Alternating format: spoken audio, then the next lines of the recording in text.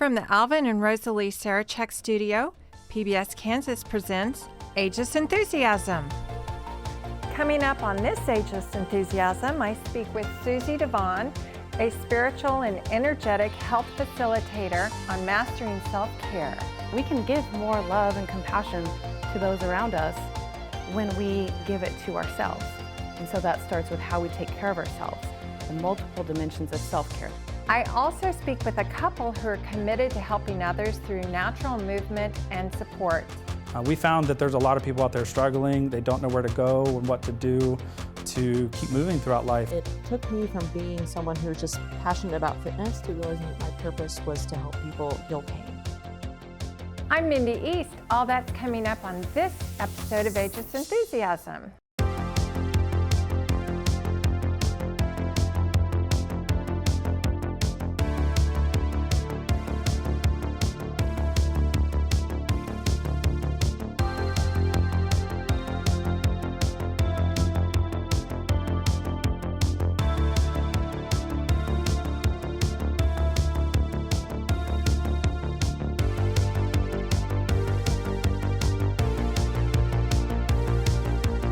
Hi, welcome to Ageless Enthusiasm. I'm your host, Mindy East, and my guest is Susie Devon, an author, speaker, energetic, and spiritual healer. Welcome, Susie.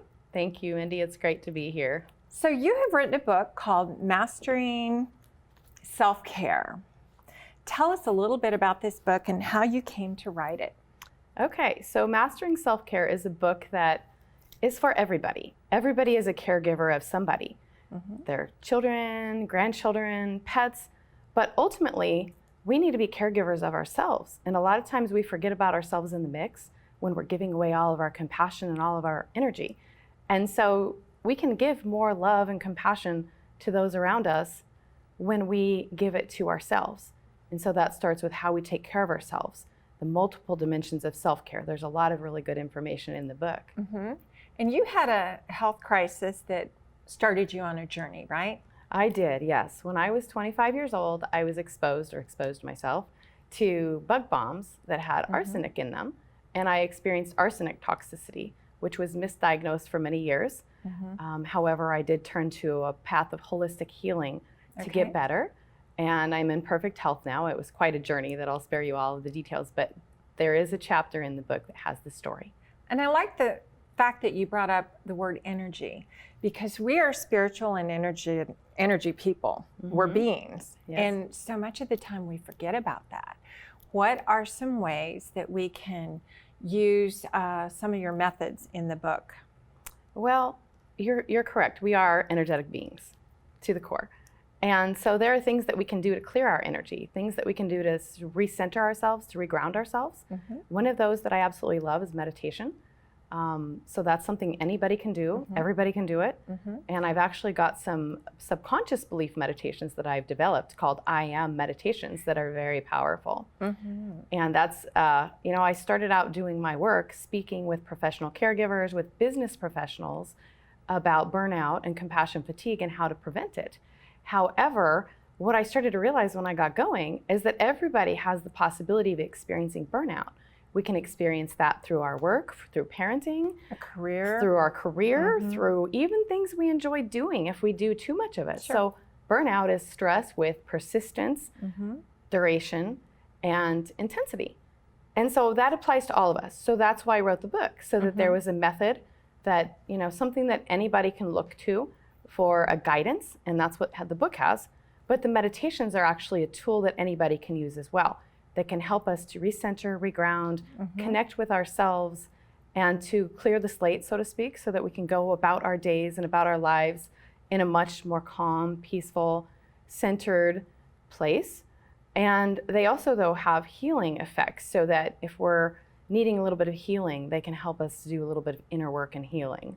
Well, and I've worked with you. I've had several sessions, and I like the fact that you brought up, the meditation, because even the Bible talks about meditate on the word and also speak of things that are not as though they were. So that's basically what an affirmation is. You're just, you're just manifesting something that you want. What else can you tell us as far as things to do that could help someone?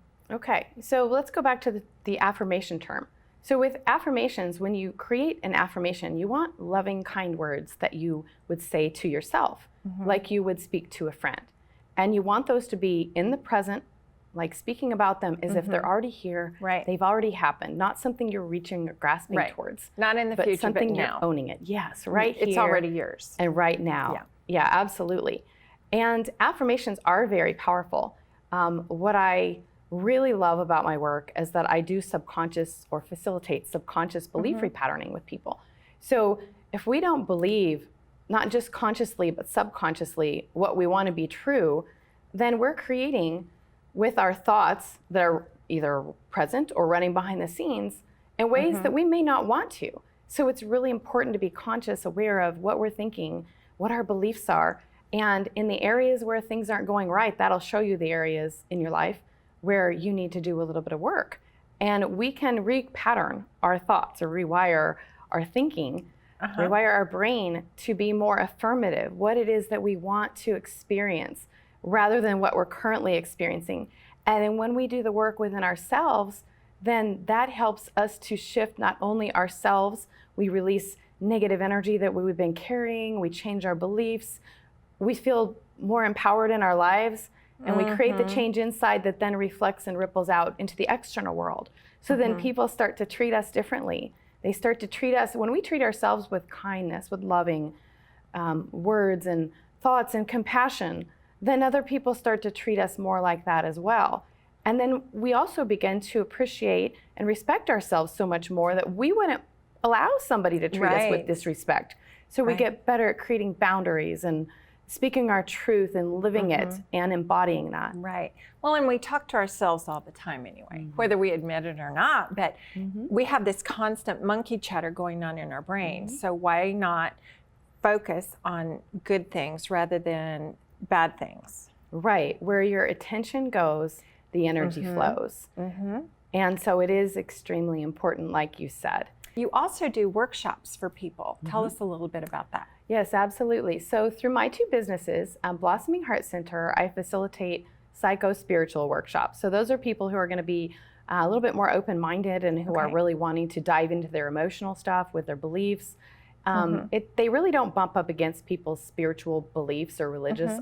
People get to have their own beliefs. I'm not trying to impress upon anyone what I want them to believe, because I want them to find their truth within themselves. But when I say that, I mean within themselves, not that which they've been fed or have picked up from their parents, from teachers, from society, but what really resonates with that person, what's in true alignment in their heart and their soul. Blossoming heart. Yes, exactly. And so then the other business, Self-Care Specialist, I facilitate continuing education, I facilitate compassion stress management for professional caregivers, stress management for business professionals. That's really how I got started. And then I realized that I needed a bigger container to be able to express all of the other gifts and ideas that I have that really run the gamut and they step outside of the professional realm. I'm not saying it's not professional, because it is, but it's also very personal. Right. Well, we're going to take a really quick little break and hear from someone else in the industry of care, and we'll be right back in just a few minutes. All right. Now we're going to find out some information about longevity training. And to help me do that is Ashley Herring and Tyson Drummond. Welcome, guys, and thank you. Thank you for having us. You're with ZenRx. So I'm going to open with you, Ashley. You had this vision after you suffered an injury, right? Yes, ma'am. Tell us a little bit about that. So, yes, 12 years ago, I had started my career as a personal trainer about 8 years before that, and I got hit by a truck on my bicycle. It almost cost me my entire career. So instead of letting that happen, I went and got a lot of education in movement, human movement, myofascial work. I mean, I could name a bunch of things. But anyway, it changed the trajectory of my career forever. So it amplified. It took me from being someone who was just passionate about fitness to realizing that my purpose was to help people heal pain. And so you mainly work with people over age 50? Mostly. My youngest client is 5, Okay. but my oldest client's 92. Wow. Most of my clients, I'd say about 80% of my clients are over 65. So through motion and support, Yes. you take people through their paces so that they can alleviate that pain. Yes. Whether it's I have an older client who comes in and they're on a walker, they don't want to be, their kids live at home, they don't want them to, they need to learn how to age in place. They need to learn how to be happy again. A lot of times when we retire and we don't move as much, we actually start to become very unhappy. And our brains tend to not allow us to create new memories, which is bad for our brain. Wow. Ashley, you mentioned longevity training. Help us to know what that would be like for someone, say, in this age group. How do we prepare for life, say, after retirement? Sure. So I get to take personal training, teaching someone about fitness and how to build muscle correctly. And then I combine that with learning how to be functional. How can they still feed the birds, water their flowers, plant things, not trip over rugs, not have to downsize in their homes. It kind of depends on what level they're at. But longevity training is taking them from the pain that they're in, healing that, and then moving them into something where they're building muscle and learning how to just have longevity. Tyson, tell us a little bit about ZenRx. So ZenRx, it's been a battle between me and her trying to figure out what to do with our company. We had a great time in the fitness industry in Wichita, but what we found was when people are still in pain or they're still having function issues where they can't do things that they should be able to do, either go to work or play with their grandkids or just feel like they can move around about their space safely without injury. We found that there's a lot of people out there struggling. They don't know where to go and what to do to keep moving throughout life. And so we wanted to make sure to bring something that was a little different to the table and to keep people happy and healthy, even in retirement ages. So you do the inside, you outside in, and you're the inside out. Yes, I start Tell from us the a inside. little bit about your challenges working with someone with their diet. Sure. So with dieting, a lot of it comes down to all the things that we have to offer in the market. So if you go out shopping, it can be inundating with all kinds of information and marketing, and we're constantly getting advertisements in our phones and on TV. And so I found out that it was just a lot easier to help people take one piece at a time and change their inflammation of the food that they're eating, just to help create some better gut microbiome and a better way to have a relationship with food and not be so stressful. And so I like to help people change those things over time because it's not easy in today's world. Oh, we have so many mindsets that are ingrained in us, you know, our favorite foods that we don't want to give up. But you've come up with a moon sour product. I did. So I did come up with something after conversation after conversation. When you tell people they can't have their sweets or their ice cream or their Starbucks, it just breaks down all kinds of things, belief systems. They cry. And yes, they cry. And they decide they're not going to do it. Yeah. And so I decided, well, instead of taking everything away, let me create something that people can still have their cake and eat it too. And be successful in, help them to succeed. And you know, it helps to give people something they can do really quick. A couple tablespoons in the morning and 2 at night or so on an empty stomach really moves the needle, helps people feel better, digest things better, especially the older clients. They just seem to do a lot better. They've had a lot of diet and nutrition in their life for a longer period of time than we have. And so you can really see them change in a really quick, short period of time. Right. And Ashley, I heard you speak recently about the benefits of walking. And that's one of the main fundamental privileges of being a grown-up is being able to walk. But a lot of people have issues. Yes. Yeah. Walking is such a basic necessity, but we can actually trace almost any chronic inflammation issue that's on the musculoskeletal side, so not necessarily the gut, in the body by the way someone walks. So unfortunately, if they drag their feet, they look down when they're walking, maybe they've come to me where it's a little too late. They've already had lumbar, which is your low back or cervical surgeries. It doesn't mean we can't make that better, but unfortunately that does kind of hinder the body's ability to move the right way. But we've got a lot of tools, and so I rewire the brain in order to make whatever's causing them to move incorrectly to go back to the way it was before said injury or fear. A lot of times people are looking at the ground. It is based on fear. They have already fallen down. They're afraid to fall down. Their vision is getting poor. Their memory tends to be poor, and they tend to have balance issues. Balance is in the ear. So we work with hand in hand, and that's called the neural hierarchy. And so once someone falls, is that true that their mind remembers that fall? Yeah, in it forever. You have to move past until that. you rewire You have to it. work. Okay, so Yep. you work with them. So I have many cases where someone will come in, they had fallen and broken their hip, and now they're on a walker. They are absolutely afraid to be without that walker. So in the process and the slow and loving manner that I do it, sometimes it takes months, but in the manner that I work and treat with people and give them the confidence, and I help just establishing that connection in their brain that it's no longer needs to feel like it's under a threat. We work on making it safe. And I do that a lot so people get those words because I use them hand over fist, and we use them pretty often. But within just a few weeks, they will be downgraded to like a 4-prong cane, and then 3, and then 1, and then without. I have one client right now, it took us almost a year for her to recover from hip surgery. She absolutely refused to be without that walker for a little while, and now she's actually jumping and doing burpees and things like my that, goodness. and she's 60-something. Oh my goodness. She never thought she'd do that again. And Tyson, what about one of your success stories? There was an older gentleman, and you always know it's a success story when there is a male that wants to take something that might make them healthier. Men are the last person in the world to opt in for supplements or cleaner Sure. eating, and definitely don't take away red meat from men. But there was a gentleman in his 70s that his gut health had deteriorated quite a bit. He had some struggles with work and retirement. He kind of given up a little bit and started to spend way too much time in the bedroom, TV, Giving up. giving up. And the wife said, you know what? I've Turn got this around. stuff Yep.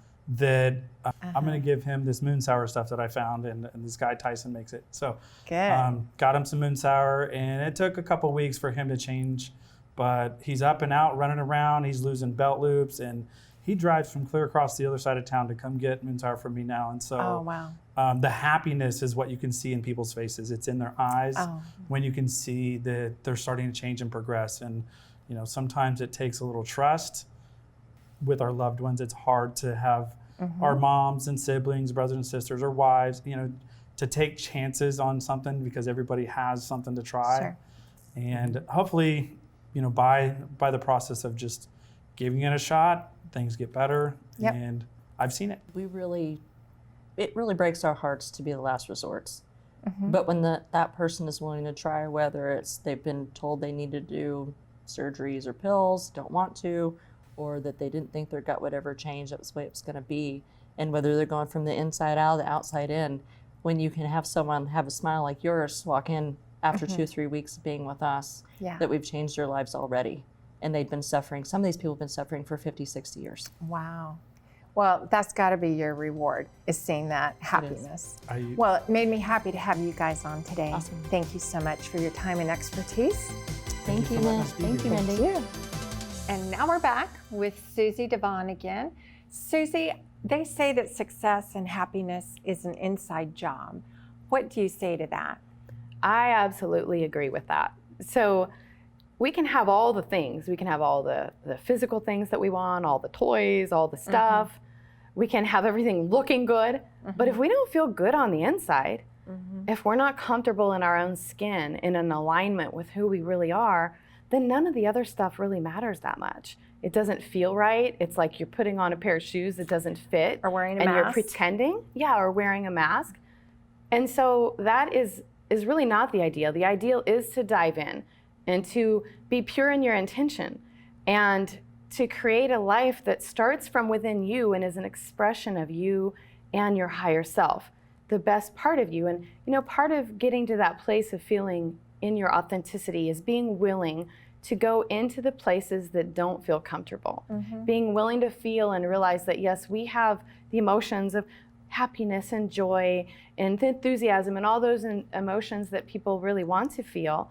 But we also have the broad spectrum that has grief, anger, shame, jealousy, all of those things. And when those pop up, if we're willing, now I'm not saying this is easy, and that's why I do the work I do, to help people to learn how to do that.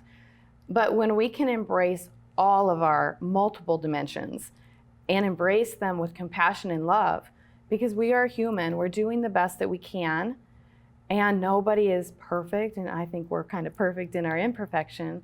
But when we can embrace and be our friend with companionship and compassion as we're hurting, then we can shift and transform that into what it's like our wounds become our wisdom, or our mess becomes our masterpiece when we're willing to go into those places and touch them with our own compassion and love. In fact, that makes us our own healers. Nobody can really do that for you. We often are looking outside of ourselves for somebody else to fix it, for somebody else to save us, for somebody else to love us, when really the love we most need is for and from ourselves. And when we have that, we have an infinite supply of love to give. And when we are feeling a little like tired, then we pull back and love ourselves and take a break and then step back out when we're ready to. And that's what I mean, that's what the inside job is. Whatever it is that you're emanating is coming from within you. And so if you're perceiving everything outside of you to be all wrong and messed up, It's not gonna yes, work. I get it. The world is not perfect. But if you can find that place within you that is calm and centered, and can be calm and centered in the midst of a storm even, that's a powerful place to be. That's stepping into your personal power and who you really are. So you help people unpack, and some of those things go back to childhood maybe, or just a trauma or bad experience, but then you help them to process it, unpack it, and reposition it to something better. Exactly. Well, what are some final thoughts that you could leave with our audience? Well, some final thoughts are, I know I've mentioned this about the inside job, but that work is not always the easiest work to do, that inner work, but is some of the most powerful work that somebody would or could ever do. And it is the biggest way to shift and alter your life is through your thoughts and releasing the baggage and the emotions that we carry. We all have traumas. Even if somebody has a great childhood, has had a great childhood, we all have something. And so I feel very strongly that that's how we shift and we change the planet. It's an inside job, and it starts within us. When we clean up our side of the street, when we do our work, then it affects everything and everyone around us. So if you can imagine everybody, now I know this sounds a little utopian, but if everybody was doing their work and cleaning up up their side of the street, this world would be a much better place. It's like kind of making it better than when you make something better than how you left it. But starting in here, because we matter. Yes. Oh, I love that. And I think a lot of people might think that self-care is a bubble bath, or laying on the couch, eating something or drinking a glass of wine. That's not the self-care that you're discussing. You're talking about really getting in depth and finding out the root of the issue to help them move on to a better place. Yes, absolutely. And the thing is we can only go as deep with others as we go within ourselves. Oh, that's true. So yes, I suppose all of that could be termed self-care. However, I'm talking about working with what do you put in your body and fueling yourself in a way that makes you feel amazing. I'm talking about the way you think, letting go of the stuff that doesn't serve you. I'm talking about having healthy relationships with people and letting go of those that are just not, that are toxic. It's just not having professional self-care. Boundaries. Spiritual self-care. Those who are spiritually minded know it, and that's extremely uplifting. And it even in the book, I go so far as to talk about energy management and clearing. Some people, if you're not really energetically attuned and you don't notice how you're affected by energies around you, then it may not mean it as much. But there are people who are very empathic by nature, and they don't know how to clear themselves. They don't know how to let go of that stuff and to be more in their own energetic sovereignty. Right. And so that's really important too. Well, and we've all experienced someone who was not in a good mood walk into a room, and it's felt. So it's just getting to that higher place and being the best version of you can be. Exactly. Well, Susie, thank you so much for your time. Thank you. Thank you very much.